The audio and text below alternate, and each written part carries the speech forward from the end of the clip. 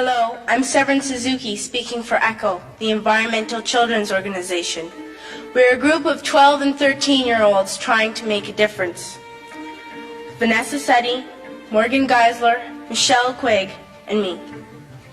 We've raised all the money to come here ourselves, to come 5,000 miles to tell you adults you must change your ways.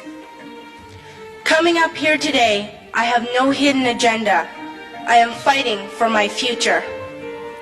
Losing my future is not like losing an election or a few points on the stock market. I am here to speak for all generations to come. I am here to speak on behalf of the starving children around the world whose cries go unheard.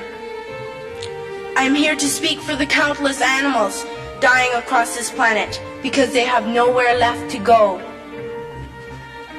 I am afraid to go out in the sun now because of the holes in our ozone.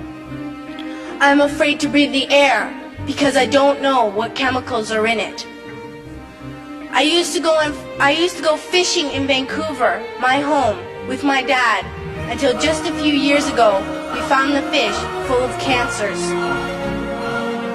And now we hear of animals and plants going extinct, every day vanishing forever.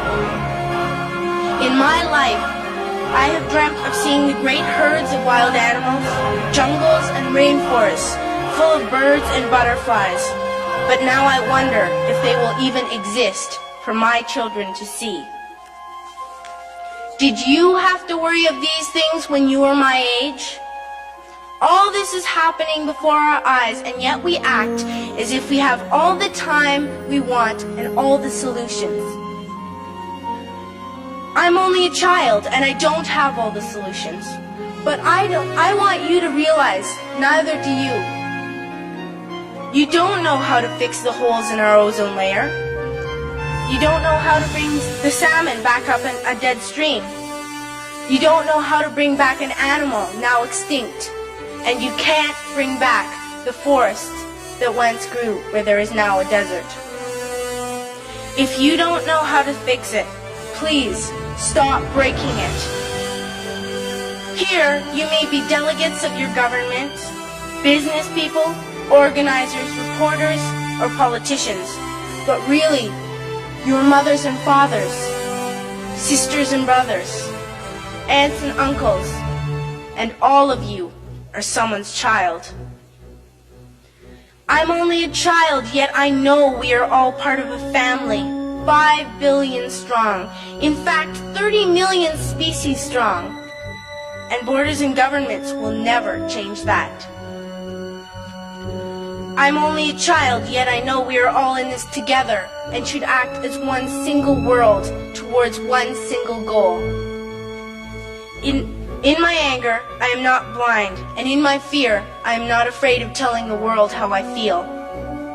In my country, we make so much waste. We buy and throw away, buy and throw away, buy and throw away, and yet northern countries will not share with the needy. Even when we have more than enough, we are afraid to share. We are afraid to let go of some of our wealth. In Canada, we live the privileged life, with plenty of food, water, and shelter. We have watches, bicycles, computers, and television sets. The list could go on for 2 days. 2 days ago, here in Brazil, we were shocked when we spent time with some children living on the streets. This is what one child told us. I wish I was rich. And if I were, I would give all the street children food, clothes, medicines, shelter, and love and affection. If a child on the streets who has nothing is willing to share, why are we who have everything still so greedy? I can't stop thinking that these are children my own age, that it makes a tremendous difference where you are born. That I could be one of those children living in the favelas of Rio. I could be a child starving in Somalia, or a victim of war in the Middle East, or a beggar in India. I am only a child, yet I know if all the money spent on war was spent on finding environmental answers, ending poverty, and finding treaties, what a wonderful place this earth would be. At school, even in kindergarten, you teach us how to behave in the world. You teach us to not to fight with others, to work things out, to respect others, to clean up our mess, not to hurt other creatures, to share, not be greedy. Then why do you go out and do the things you tell us not to do? Do not forget why you are attending these conferences, who you're doing this for. We are your own children. You are deciding what kind of a world we are growing up in. Parents should be able to comfort their children by saying, everything's going to be all right. It's not the end of the world, and we're doing the best we can. But I don't think you can say that to us anymore.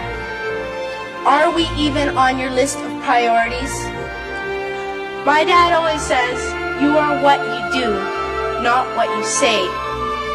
Well, what you do makes me cry at night. You grown-ups say you love us, but I challenge you, please, make your actions reflect your words.